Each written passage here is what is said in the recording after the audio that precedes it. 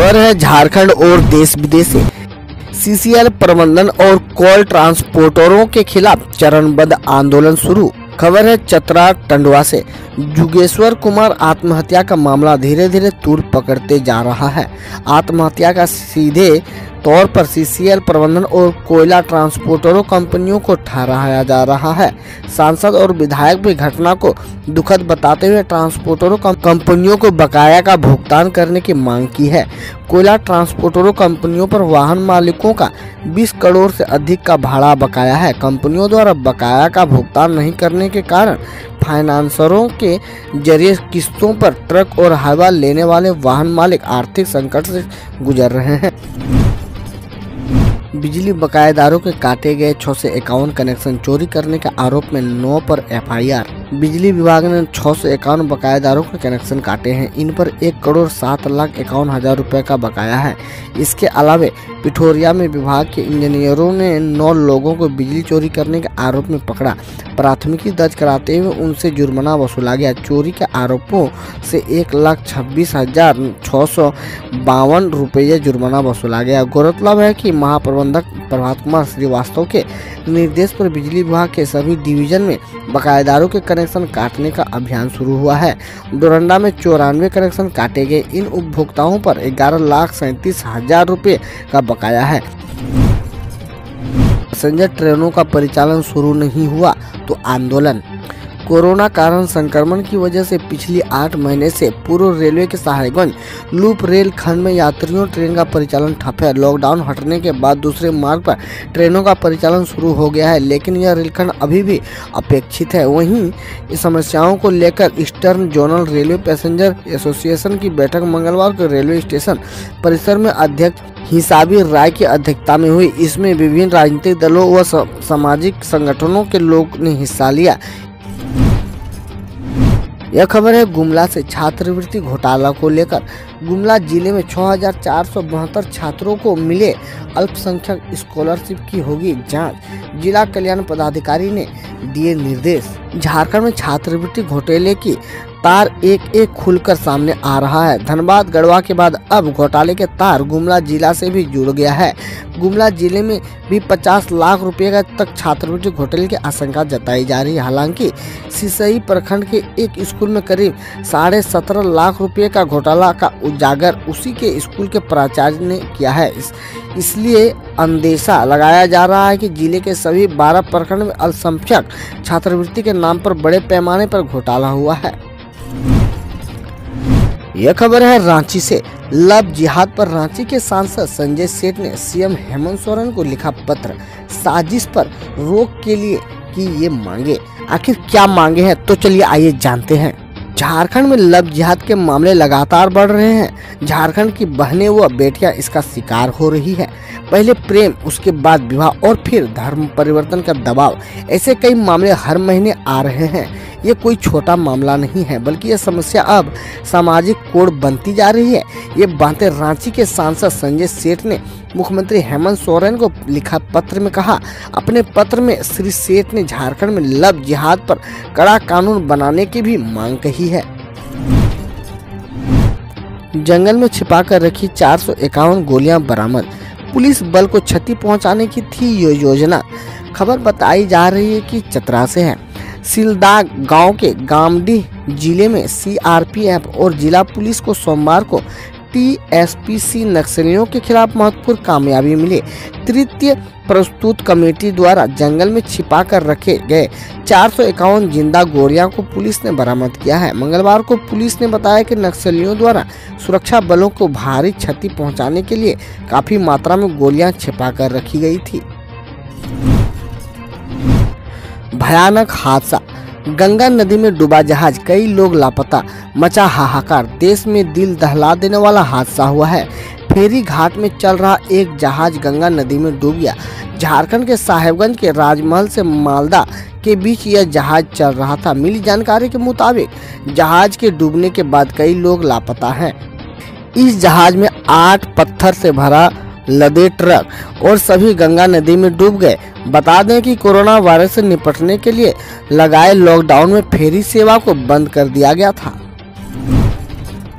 अब खबर जाने मौसम विभाग से।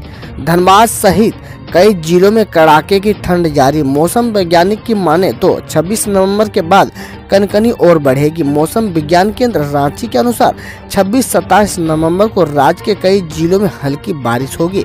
बादलों की वजह से 2 दिन के लिए ठंड घटेगी, लेकिन बादलों को साफ होते ही फिर से ठंड बढ़ने लगेगी। खबर देश दुनिया और देश की विभिन्न योजनाओं से। लव जिहाद पर बहुत बड़ा फैसला, बन गया कानून, अब जिहादियों को मिलेगा मुंहतोड़ जवाब। उत्तर प्रदेश में योगी सरकार की कैबिनेट बैठक में लव जिहाद के खिलाफ कानून बनाने को लेकर गैर कानूनी धर्म परिवर्तन बिल पारित हो गया है। स्टेट लॉ कमीशन पहले ही लव जिहाद के खिलाफ कानून की सिफारिश कर चुका था।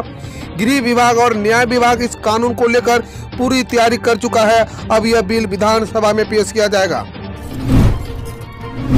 आतंकियों के सुरंग से कमांडर राठौर ने निकाली चौंकाने वाली चीजें। भारत ने P5 राष्ट्रों को सौंपा पाक की करतूतों का कच्चा चिट्ठा। बीएसएफ के डायरेक्टर जनरल राकेश अस्थाना ने सोमवार को जवानों को आदेश दिया कि वो जम्मू कश्मीर के सांबा और राजौरी सेक्टर में भारत और पाकिस्तान की सीमा पर गश्त में तेजी और सतर्कता लाएं, क्योंकि वहां आतंकवादियों की कुछ अन्य सुरंगों के भी मिलने की आशंका है। इधर भारत के विदेश सचिव हर्षवर्धन श्रृंखला ने P5 राष्ट्रों के राजदूतों को जम्मू कश्मीर में हुई हालिया मुठभेड़ और पाकिस्तान के करतूतों के बारे में बताया। अब तक चीन कोरिया से आता था सेना की वर्दी का कपड़ा, अब मोदी सरकार के नेतृत्व में पहली बार होने जा रहा है कुछ ऐसा। देश की अर्थव्यवस्था को संभालने के लिए और उसे पटरी पर लाने के लिए प्रधानमंत्री नरेंद्र मोदी ने आत्मनिर्भर भारत का मंत्र दिया है। इसी मंत्र को भारतीय सेना ने भी अपनाया है। आपको बता दें कि भारतीय सेना के जवानों और पुलिस फोर्स की वर्दी का कपड़ा अब तक पड़ोसी मुल्क चीन, ताइवान और कोरिया से आता था, लेकिन पीएम मोदी के आत्मनिर्भर भारत के अभियान का नतीजा यह है कि अब भारत के जमीन पर ही ऐसे कपड़ों का निर्माण किया जाएगा। कंगना को मुंह तोड़ने की धमकी देने वाले शिवसेना एमएलए के 10 ठिकानों पर ईडी की छापेमारी, वित्तीय अनियमितता का लगा आरोप। प्रवर्तन निदेशालय यानी ईडी ने मंगलवार को शिवसेना नेता प्रताप सरनाईक के आवास और दफ्तर पर छापेमारी की। यह छापेमारी सरनाईक के मुंबई और ठाणे के 10 ठिकानों पर की गई। उन पर वित्तीय अनियमितता पर आरोप है, जिसके कारण ईडी ने इस कार्रवाई को अंजाम दिया है। केंद्रीय मंत्री राव सावधान के बोले, अगले 2-3 महीने में महाराष्ट्र में फिर बनेगी बीजेपी की सरकार, सियासी सरगर्मी पड़ी। वरिष्ठ भाजपा नेता व केंद्रीय उपभोक्ता मामलों के राज्य मंत्री राज साहेब दानवे ने पाटिल सोमवार को यह कहकर सियासी हलके में भूचाल ला दिया कि अगले 2-3 महीनों में महाराष्ट्र में भारतीय जनता पार्टी की सरकार बनाएगी। उन्होंने यह भी कहा कि पार्टी इसके लिए तैयारी पूरी कर ली है। बीजेपी में शामिल हो सकती है फेमस एक्ट्रेस, इसलिए छोड़ी कांग्रेस। वरिष्ठ कांग्रेस नेता तथा अभिनेत्री विजय शांति की एक खबर सामने आ रही है कि आपको बता दें कि यह कांग्रेस नेता जल्द ही भाजपा में आने की विचार बना रही है। आपको बता दें कि यह नेता कांग्रेस पार्टी की वरिष्ठ नेता है। आपको बता दें कि यह विजय शांति ने अपना करियर भाजपा से ही शुरू किया था और बाद में तेलंगाना राष्ट्र समिति में शामिल हुई थी। एक बड़ा खुलासा, 26/11 जैसी साजिश को अंजाम देने आए आतंकियों को मिली थी कसाब जैसी ट्रेनिंग। भारतीय सुरक्षा एजेंसियों की मुस्तैदी से आतंक फैलाने की पाकिस्तान की एक और कोशिश नाकाम हो गई। अगर ये आतंकी सुरक्षा एजेंसियों की नजर से बच निकलते तो इनका प्लान हिंदुस्तान में 26/11 की बरसी से पहले एक और 26/11 जैसा हमला करना था। इसके लिए नरगोटा में मारे गए सभी आतंकियों को बाकाया कड़ी ट्रेनिंग दी गई थी, वही ट्रेनिंग जो 26/11 हमले को अंजाम देने वाली कसाब और उसके साथियों को दी गई थी। एक ब्रेकिंग खबर, ढहाया जाएगा फारूक अब्दुल्ला का बंगला, सरकारी जमीन पर बना है अवैध बंगला। कश्मीर में 25,000 करोड़ की रोशनी जमीन घोटाले में जहां बड़ा खुलासा हुआ है। जी हां, नेशनल कॉन्फ्रेंस और मौजूदा वक्त में गुपकार गैंग के मुखिया फारूक अब्दुल्ला का बंगला फॉरेस्ट लैंड पर बना है। इस बड़े खुलासे के बाद हड़कंप मच गया है। यही नहीं, नेशनल कॉन्फ्रेंस का जम्मू और कश्मीर वाला दफ्तर भी सरकारी जमीन पर अवैध रूप से बना हुआ है। मुमकिन है कि जल्द ही फारूक अब्दुल्ला और अवैध बंगले और दफ्तर को ढहाए जाने की कार्रवाई शुरू हो जाएगी ताकि जमीन कब्जे से मुक्त हो सके। घर बैठे आसानी से चेक कर सकते हैं अपने पीएम का बैलेंस, जानिए 4 तरीके। प्रोविडेंट फंड बैलेंस को चेक करना अब हुआ आसान। उमंग ऐप, ईपीएफओ मेंबर, ई सेवा पोर्टल, एसएमएस या मिस कॉल के सर्विस से आप आसानी से बैलेंस जान सकते हैं। आइए जानते हैं कौन से वे आसान 4 तरीके हैं जिनसे आप अपने ईपीएफ का बैलेंस जान सकते हैं। पहला है उमंग ऐप द्वारा, दूसरा एसएमएस से बैलेंस पता। अगर आपका यूएनए ईपीएफ के पास रजिस्टर है तो इसके लिए आपको 7738299899 पर EPFOHO UNN इंग्लिश लिखकर भेजना होगा। अगर आपको हिंदी में जानकारी चाहिए तो आप EPFOHO UNHIN लिखकर भेज सकते हैं। चौथा मिस्ड कॉल, अगर आप यूएन पोर्टल पर रजिस्टर हैं तो आप अपने रजिस्टर मोबाइल नंबर से 01122901406 पर मिस्ड कॉल दे सकते हैं। गिरे सोने चांदी के दाम, आई इतनी भारी गिरावट, जानिए क्या है कल का रेट।